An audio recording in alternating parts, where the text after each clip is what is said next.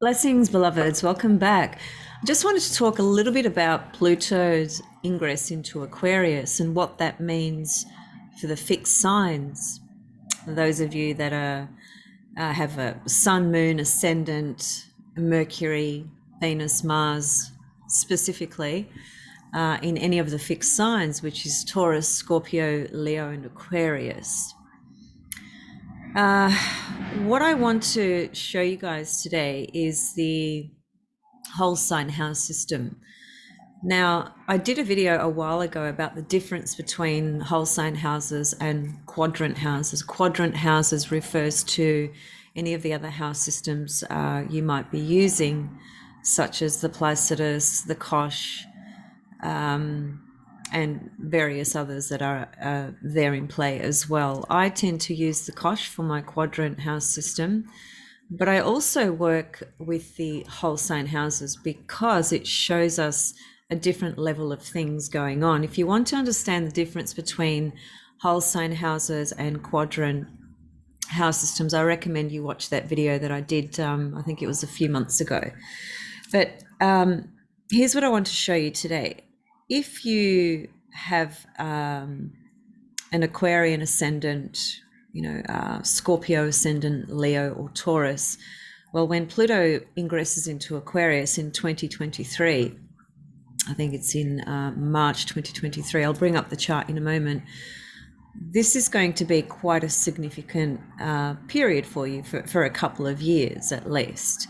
And that is because when you apply the whole sign houses, Pluto will be on one of your angles, right? So if you've got Aquarius rising, well, in fact, what it's going to do is, if you've got Aquarius rising, Pluto will be on your ascendant. Therefore, it'll be opposite your descendant and it'll be squaring your ICMC, the top part of the chart and the bottom part of the chart. So in fact, what you have is you have a couple of years where Pluto is going to be affecting the core principles or anchors of life, the core elements of life relative to how they are seen through the birth chart correspond to the angles of the birth chart, which is also referred to as the cross of matter, right? Because whilst we have all these, different levels to our existence and experiences and storylines and themes and whatnot, we can look at the cross of matter as being the core essential description of our life, right? So what I mean is this: the ascendant represents yourself. It also represents new beginnings and just how you launch into life, how you launch into anything that you actually begin.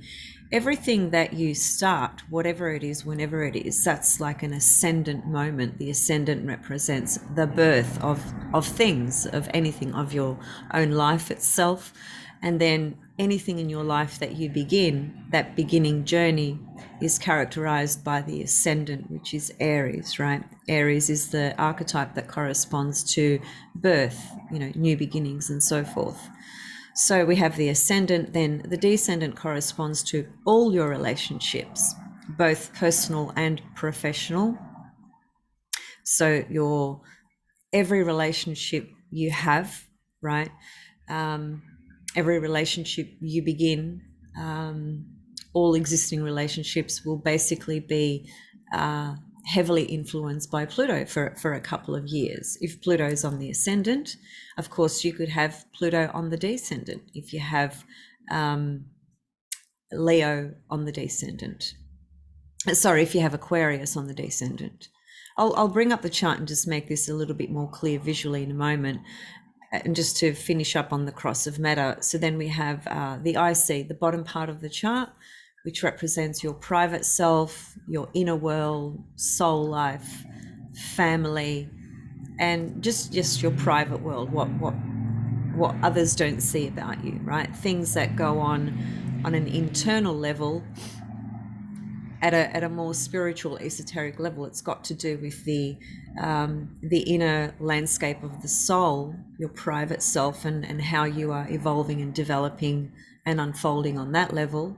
It also represents the past and family sort of bloodlines and lineage, current family you were born into, your own family that you may have created, your home, your actual physical home that you live in. So it really reflects a lot of different things. And then the MC is your professional, external self. It's your life direction, it's your career path, it's how the world sees you, it's how you present yourself out there publicly. So you can see from the few comments I made about those four angles, those are the four kind of pillars, if you like, that make up the essence of our life experiences, right? And then there's all these things in between, which could be described by, all the other houses in the birth chart, for instance. So if we use whole sign houses, which I do, when I'm looking at my own chart or clients' charts relative to a forecast, whether that's looking at what's happening right now in this present moment, or whether I'm looking at what's happening in the next 12 months or the next 2 years or 3 years or however long I want to, project forward, I always look at what's happening in the quadrant house system and in the whole sign house system. And they don't contradict each other at all. They're both incredibly valuable and both may be showing different things, and one doesn't discount the other. They are just operating from a very different level. Whole sign houses are very easy to work with, especially if you don't have an exact birth time. They can be very useful for that reason. And they are really showing us real time in terms of what's happening right now. Whereas with the quadrant house systems, whilst they do show us real-time matters as well, they also show us the karmic sort of backdrop and imprint of things that are unfolding in our life, right? So let me just bring up just a very simple example. So what I've done is I've removed everything from the chart to really get our attention to Pluto, right? And just the chart itself. So there's Pluto's ingress into Aquarius, which takes place on the 24th of March, 2023. Now that's not far away at all. And there's two things I want to say about that. The first thing is that even though Pluto ingresses into Capricorn on this date, it's actually going to go retrograde and go back, ingresses into Aquarius, later in that year, not too long later, it's going to retrograde and go back into Capricorn again. And then it won't be until 2024 where it fully commits to the ingress into Aquarius and then just proceeds forward into Aquarius for many, many, many, many years. Now, Pluto's transit is very long in each sign. It varies, but it can be in one sign for up to 20 years, which is a really long time. The other thing is that if you are using this whole sign houses, which I recommend you do, not just for Pluto, but you can do this for any other transits you want to look at as well. But Pluto is an undeniable force and presence and frequency and energy that whether we are, working consciously in our life, whether we are aware of astrology, whether we have, great insight or not, none of those things matter when it comes to the experience of Pluto. Pluto has this undeniable power and force in our life because it is the soul, right? It is the soul's desires and the soul's intentions for its own evolution. And so whether we are aware of that or not, Pluto doesn't care. It just operates in the way that it does. See, one thing to note is that, for example, when you're having difficult Saturn transits, which I've been having all year because Saturn's been on my moon, and I know there's many of you out there having this experience. The Saturn transits, could last for about a year or 18 months, around about there. And they can be pretty difficult and pretty challenging, but they can also bring about really constructive results in our life as well. But with Saturn transits, you kind of have a little bit more of a choice, a little bit more of a say in what's going to happen, right? In terms of how you respond and react. You can exercise a level of conscious interaction and engagement with the Saturn transit. And like a simple example would be, and this is very basic, but it is important. If you've got Saturn on your moon, that's a really heavy dose, of energy on your moon, because the moon just wants to be safe. It just wants to feel secure. It just wants to feel nurtured. It just wants to feel connected. It wants to feel emotionally supported. And Saturn seems to separate us from those experiences, and it forces us back onto our own self. But you could wake up one morning, when you've got a Saturn on your moon, and you could feel really down or really low, just really uninspired, really, just a little bit depressed. These are the sorts of things that Saturn on the moon can bring up. But it's not going to be, intense every single day, but you will feel this energy to some extent. But you can just kind of, get up and say, okay, well, I'm just going to have one of those days where I'm not gonna do too much today. I'm just going to try and actually give more to myself from the point of view of what's going to make me feel more comfortable today, what's going to make me feel more safe today. So you have some say in how you're going to kind of operate in your day, as it were. But when it comes to a Pluto transit on the moon, for instance, it's a very different experience and a very different story. And the level of power and control that we wish to perhaps have with Pluto is it's not the same, and it's not about trying to control what Pluto's doing to the moon, but rather it's really more about integrating Pluto's energy. Someone commented on one of my videos the other day and said, how do I change these aspects in my chart? I've got some really difficult aspects. And I commented underneath and I said, we can't change aspects in our natal chart. First of all, we're born with those aspects because we chose to be born with them. We chose to be born at a particular time, place, month, year, location, because the soul intended to actually evolve and individuate and grow and develop through all those different frequencies in the birth chart as they are represented.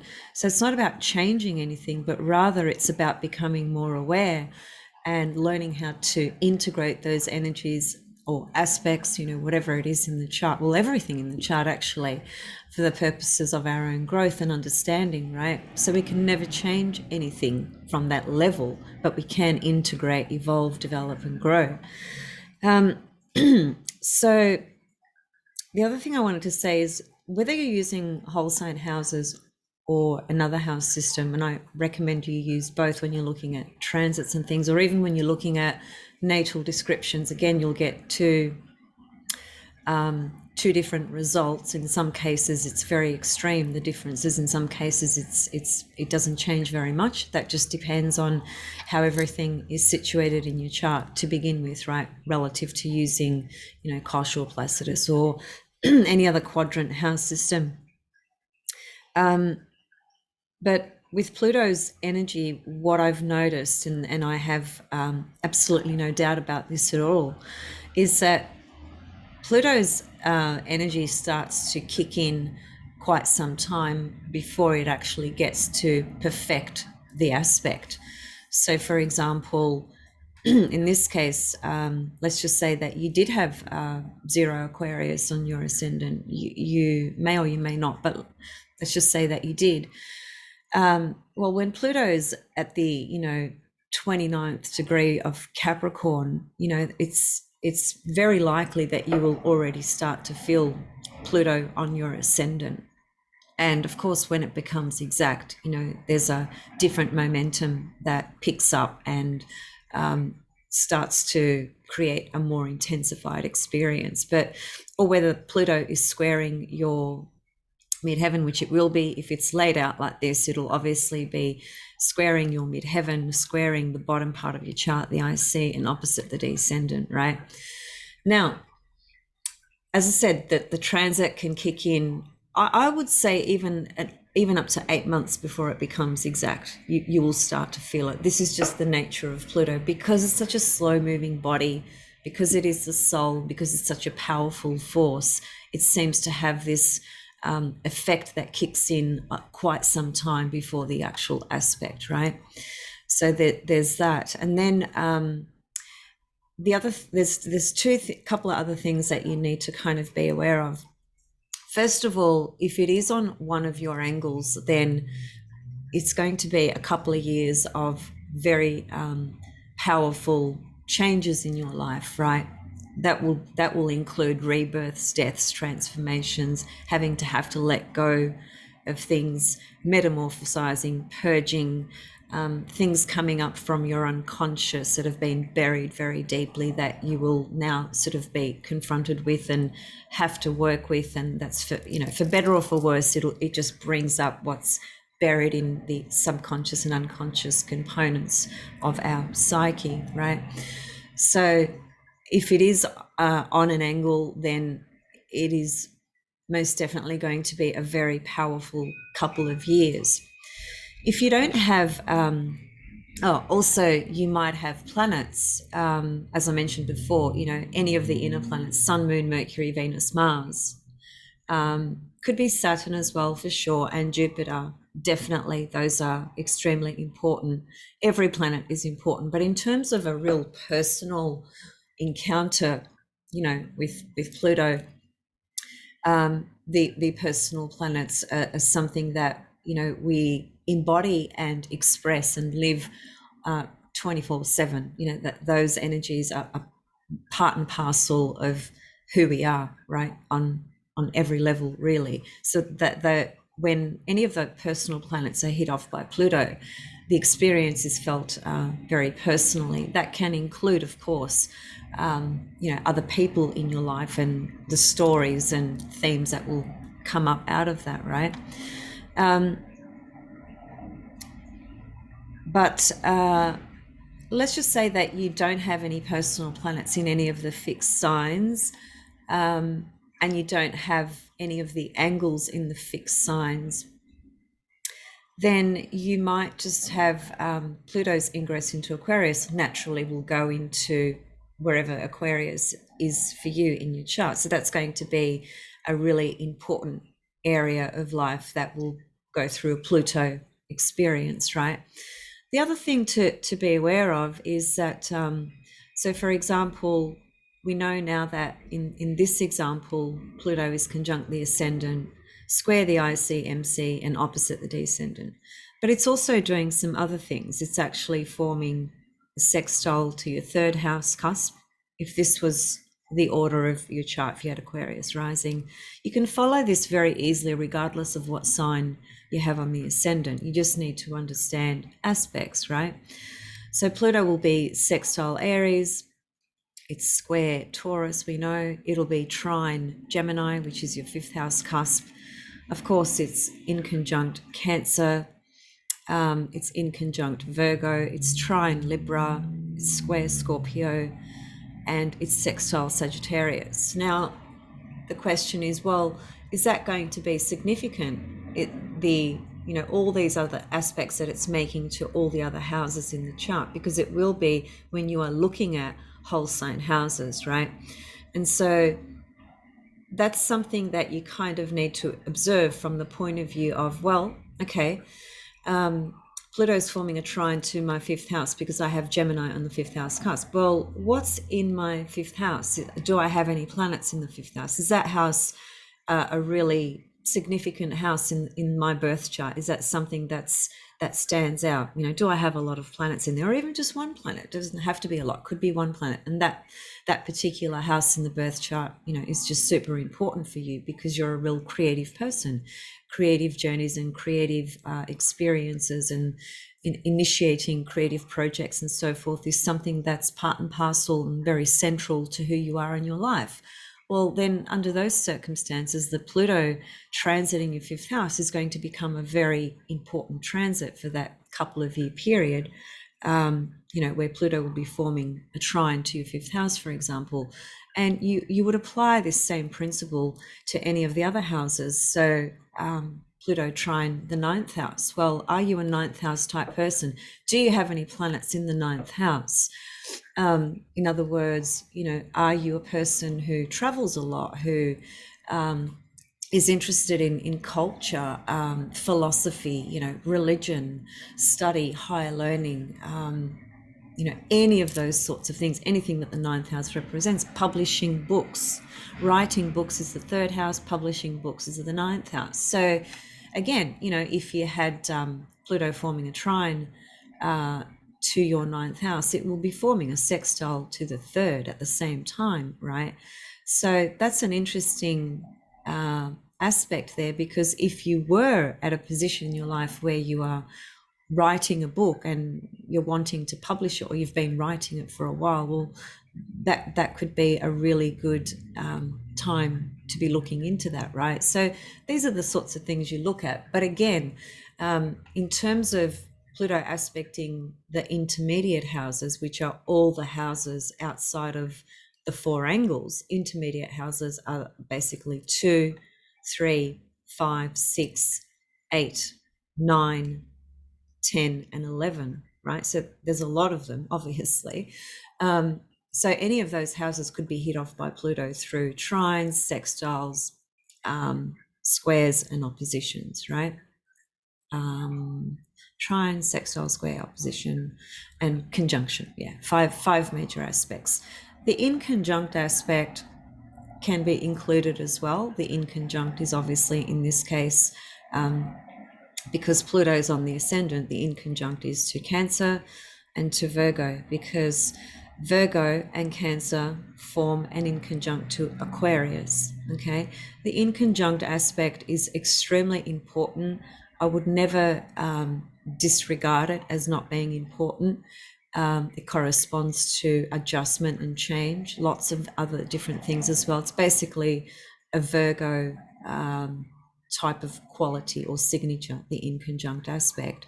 So, for instance, Pluto on the ascendant, let's just say that you had a very significant eighth house or a very significant sixth house, and Pluto's forming an inconjunct to either of those houses.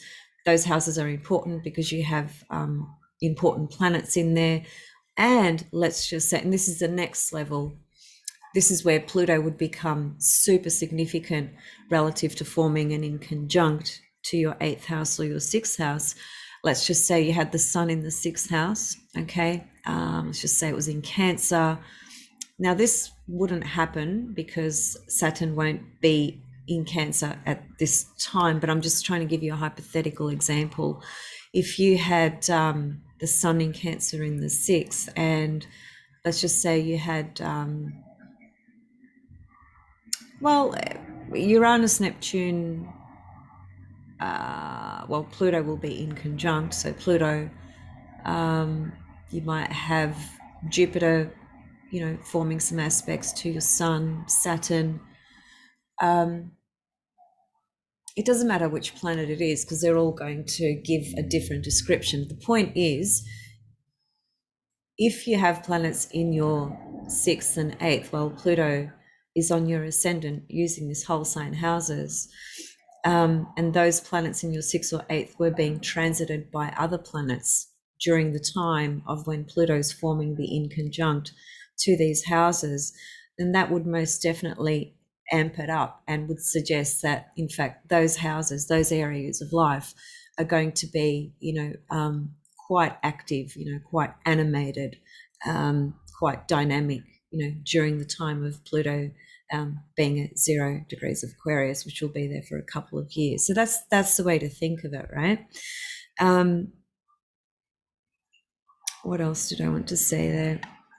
The other thing is that for the fixed signs, I think it's a big period because, well, first of all, the fixed signs are going through experiencing Saturn transits, right? So, if you've got Aquarius planets, Saturn's on your Aquarian planets or will be. Again, any of the fixed signs, Saturn will be squaring your Scorpio planets, squaring your Taurus planets, and opposite your Leo planets. It either has been or it will be, right? Because Saturn's in Aquarius for 2.5 years. It's been in there for a year or more now, so we've still got about another year or so left to go of Saturn in Aquarius. So, in other words, the fixed signs are getting a pretty challenging time, because having to have to work with Saturn's energy, and then in the mix gets thrown, Pluto in Aquarius, which is going to affect all the fixed signs again as well. So all the fixed signs are having this Saturn Pluto dynamic energy activating all their fixed sign planets, right? And that means that for a few years, you are essentially going through Saturn Pluto transits, which are the most challenging transits anybody could ever go through, in my opinion. The Saturn Pluto combination is the most difficult combination to work with and to work through. It's not impossible, but it is extremely difficult. And it brings up it just brings up very deep seated stuckness or resistances or fears or blind spots, shadow material, etc. It's really hard, for the fixed signs. I'm one of them because I've got Aquarius on my ascendant, okay, and I've also got an Aquarian moon. So Saturn's been over my ascendant, it's been on my moon all year, and in 2023 I'm going to have Pluto on my ascendant. I'm actually looking forward to that, to be quite honest, but it depends who you are and what's happening in your life. But anyway, I really just wanted to kind of flag this for those of you that are not working with whole sign houses. I just wanted to introduce this to you if you're not aware of it. I know that many of you are. So this is a good way to sort of observe your quadrant house system and the whole sign houses, and start to kind of see what are the differences, what's going to sort of play out. The other thing is this, let's just say you have the fixed signs on the angles in the way this chart shows us, right? A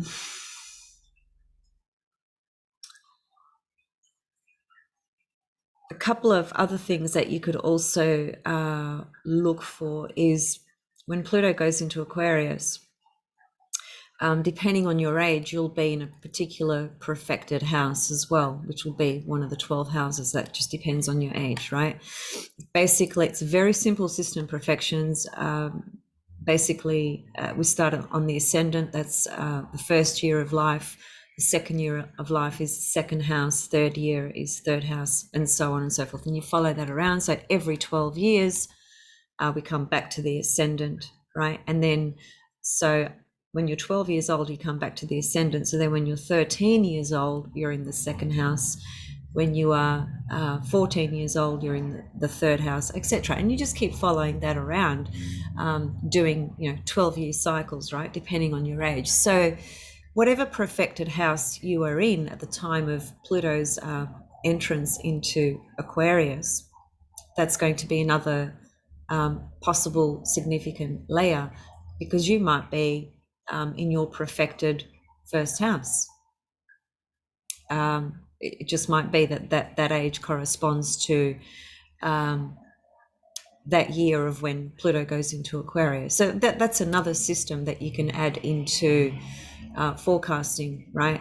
Because if you are in your perfected first house and you've got Aquarius rising and Pluto goes into a Pluto conjuncts your ascendant, well, that's going to be a massive year, because you're in your perfected first house. Pluto enters Aquarius, so it's right there on your ascendant. Then you can look at other things as well. Do you have planets in the first house? What are their rulers? Are those rulers to those planets in that perfected year making any aspects to the planets in your first house? Are any aspects happening to the planets that rule the planets in your first house. Now, for this is very advanced sort of techniques, right? And some of you will get this, some of you are aware of it, and some of you may not, and that's okay. That's this is, you know, it's always about learning and growing, right? And of course, you know, when you have a reading by a professional person, these are the things that you can have looked at for you and have them explained to you as well, right? So there's a lot of different techniques one can use, but just keeping it very simple. Put your chart into whole sign houses. It'll just put every house cusp, as you can see, at 0 degrees, right? That's what it'll do. And then you are looking at, for example, say you want to look at 2022. Well, where are all the planets in 2022? What degrees are they at? You know, what are they? What house do they fall in? The big one here to note is this ingress of Pluto going to Aquarius, because Pluto is life-changing. Now, it can depend, you know, on what it's hitting off in your chart. Is it making any aspects to any of your planets? What perfected year you're in? Your age, your background, what's going on in your life at the moment or at that time. You know, all those factors need to come into the assessment in order to get a specific overview of how this energy will present for you, right? You have your core basic foundations relative to, if it's on your ascendant, it's squaring the top part of your chart, bottom part of your chart, opposite your descendant, therefore affecting all those areas of life, right? And for some people that can be life-changing in all those areas of life, and for others it might just be really intense on a personal level and in relationships. You know, it depends, you know, so try not to get too kind of fixated on, oh my God, you know, my whole life is just going to be turned upside down. Not necessarily. Again, you know, it depends on who you are and what age you are and what's going on in your life. But it's just really valuable to have a look at your whole sign house chart, especially from the point of view of Pluto ingressing into Aquarius, because it's going to be aspecting, you know, all the houses in your chart in different ways. And like I said before, if you've got planets in those houses, that can really be a powerful year relative to those events. And of course, if it's a trine and a sextile, then trines and sextiles are really valuable for producing what appears to be luck, which is actually just the right timing. You're in the right time, you're in the right place at the right time. And that's why you might feel that you're lucky in something. It's not luck, it's just the right timing. You're at the right place in the right time. And Pluto trine and sextile aspects can be very, very helpful for placing us in what's the right time and the right place for things that we are trying to, not even trying, but because trines and sextiles, there's no effort.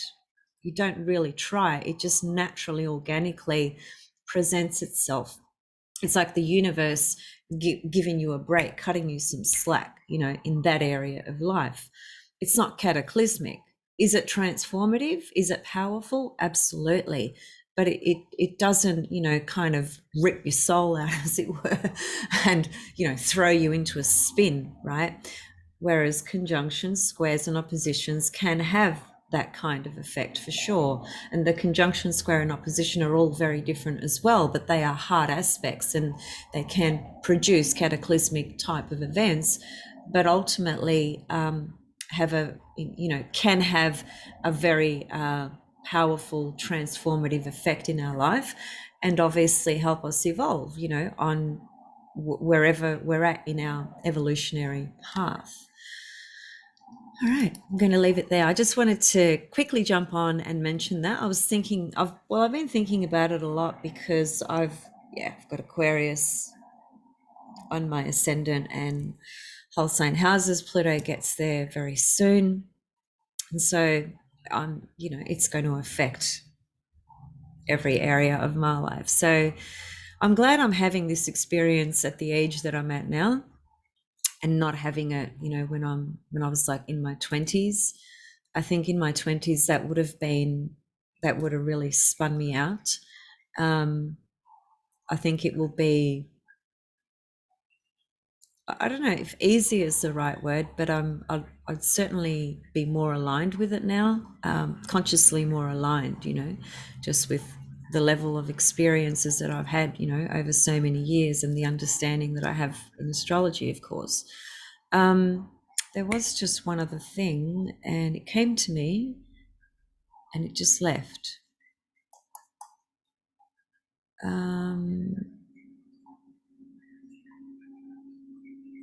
It's gone, so I'll just have to leave it there. Okay, so yeah, let me know if you're one of those people that has a fixed sign on one of those angles. Put your chart into whole sign houses and just kind of have a think about where you're at in life at the moment, because it's likely that you will be going through some extremely powerful changes for a couple of years when Pluto ingresses into Aquarius.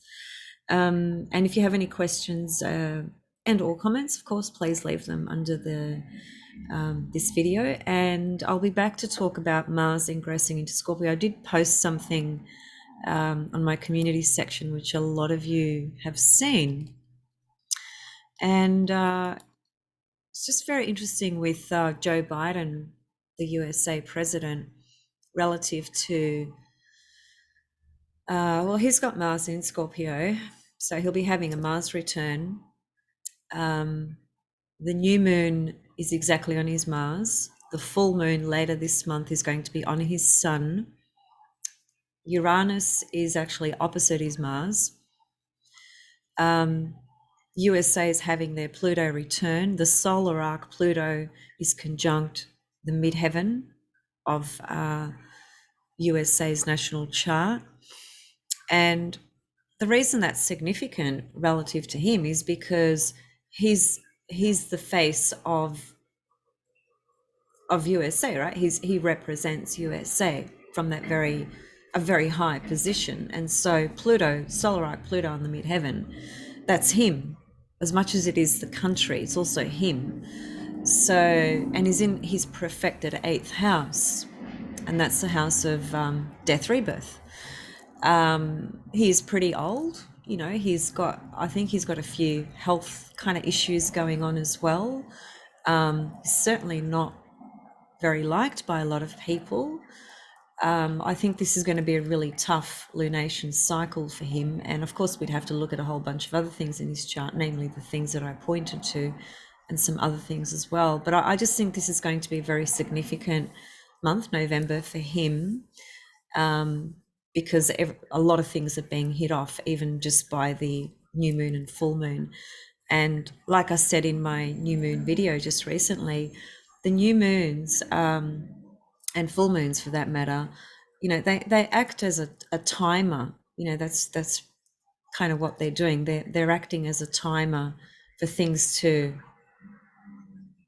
be activated, right? So he's got a very significant month from the point of view of the moon being the timer of activating things in his chart, which are things in his chart that are not easy, because all this stuff is in the 12th house. 12th house is very powerful, but can be very, very difficult as well. And certainly it's also hidden enemies. I don't know if you guys are aware of that, but in old traditional astrology, the 12th house shows us where we might have some hidden enemies. If you've got planets in the 12th house, that could describe hidden enemies, and so Biden's got quite a few. So yeah, it'll be very interesting to observe what happens to him in the month of November. The ingress into Mars in Scorpio is going to be very, very interesting, because when it forms its opposition to Uranus, which is let's see. So Mars ingress into Scorpio on the 31st, which is Halloween. It will be there until the 13th of December. The last time Mars was in Scorpio was November, December of 2019. And Mars formed a conjunction to Uranus in 2021. That was during the inauguration time of Biden in the USA. Mars Uranus conjunction in Taurus. And so what's happened since then is that, Mars has traveled around and it's gotten to being opposite Uranus. So we had a new conjunction phase with Mars and Uranus, and we are now almost at the opposition point, which is the full phase, just like the full moon, right? So very important month, November, for the world, but especially for USA, I think, and certainly for Biden. I'll come back to talk about Mars's ingress into Scorpio. I'll try and do that in the next couple of days. And yeah, so anyway, I hope you're all doing well, and see you all very soon. Much love. Thanks for listening. Bye.